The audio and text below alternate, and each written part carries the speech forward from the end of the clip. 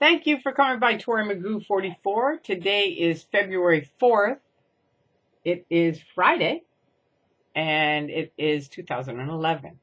This is going to be, I'm doing my little series Then and Now on Scientology, then regarding ethics, and then and now regarding ethics and the law. Okay, and let me just show you my Burbank police badge. There you go. The Burbank police are très cool.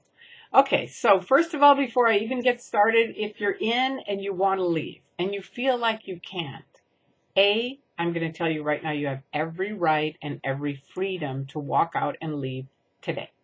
Okay, you don't have to route out, you don't have to talk to someone, you don't have to go through ethics. You can just walk out and leave. That's it. Okay, there's that. B, if someone keeps harassing you, stopping you, anything, you do have the right to call the police.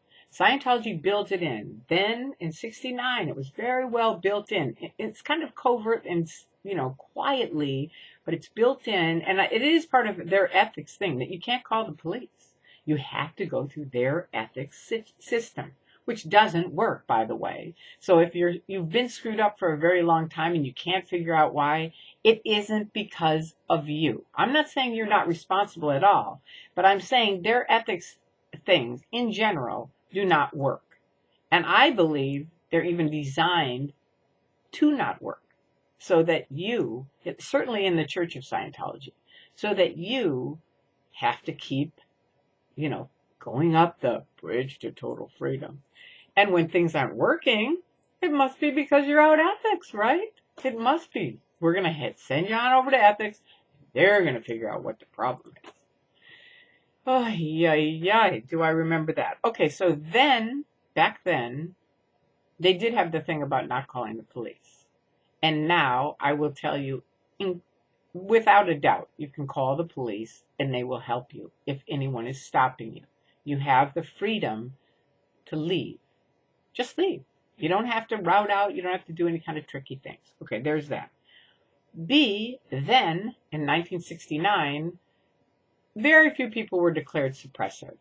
I mean, literally very, very few. There were some, and they were always very odd because they were like L. Ron Hubbard's best friend or David Mayo or, these people that were like hugely well known and well thought of in the Church of Scientology, and all of a sudden overnight, boom, they're declared suppressive. And it's like, what? But it was this like, don't ask, don't tell, move along. They used to post the SP declares in ethics. And they were gross because you could read all this stuff about these people and stuff like that. Well, I think they've had enough legal problems that they don't post the SP declares anymore. They don't even send them out. And I knew that because Jesse Prince and Stacy Brooks had told me they didn't have their SP declares. So when I found out I was declared suppressive, I wanted my SP declare and I got it. And here it is. Now, look who declared me. The Church of Scientology Flag Service Organization. And September 15th, 2000. The next day after Mark Bunker posted Magoo dancing in Boston. Did I get... They have policies that you're supposed to have a fitness board. If that doesn't work out, a committee of evidence, ethics, blah, blah, blah, blah. There's all these like little hoops you're supposed to go through before anyone is declared suppressive. I was never spoken to once about any of that. I never had a fitness board. I never had a committee of evidence. No one ever talked to me. The only way I found out I was declared is I came home and my entire house had been cleaned out, which I knew was Bill Yachty and the Office of Special Affairs, along with my husband, had gotten rid of all of my Scientology stuff. And I know it was Yachty because my husband doesn't know how to turn on a computer.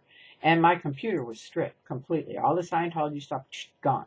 All my books were gone, e-meters were gone, everything, right?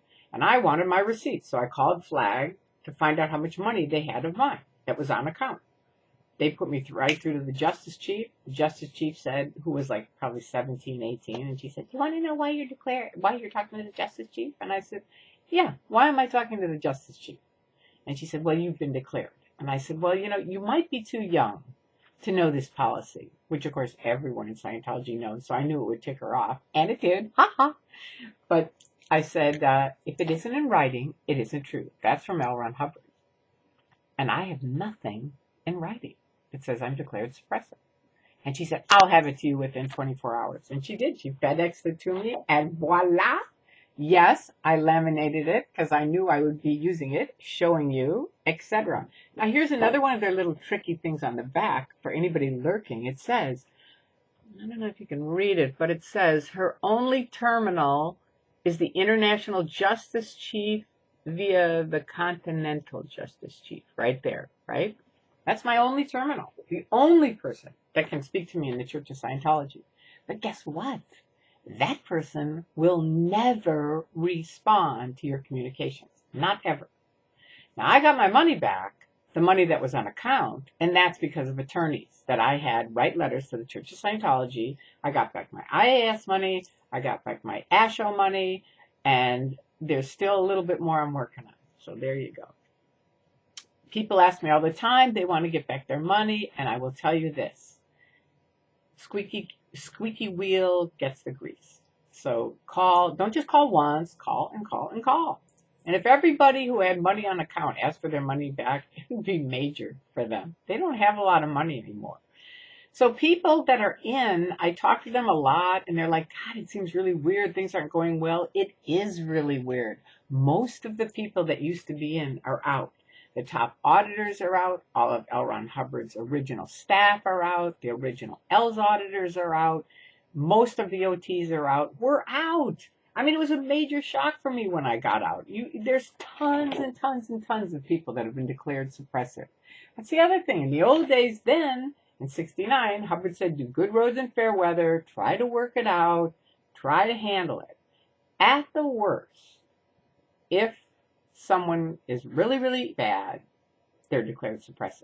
Now, Miscavige popping them off on a daily basis. People declare.